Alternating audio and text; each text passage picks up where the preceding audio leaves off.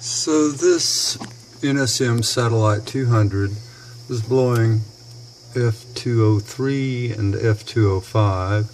Actually, they're called SI 203 and 205. 205 was fixed after replacing these three big caps here. Those are actually bigger than original. 203 stopped blowing after replacing cap 220 there. Let me show you.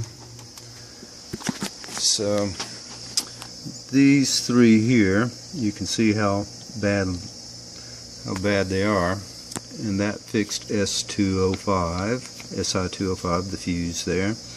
I also ended up replacing R213, I think it's a current limiting resistor, and this diode 219, and all that together fixed SI205. The C220 is this 1000 microfarad 63 volt here, and that stopped S203 from blowing. The big guys I replaced with this is the best I could find. Fits the footprint pretty well if you have to knock these off of there. But then with those replaced, no more blowing.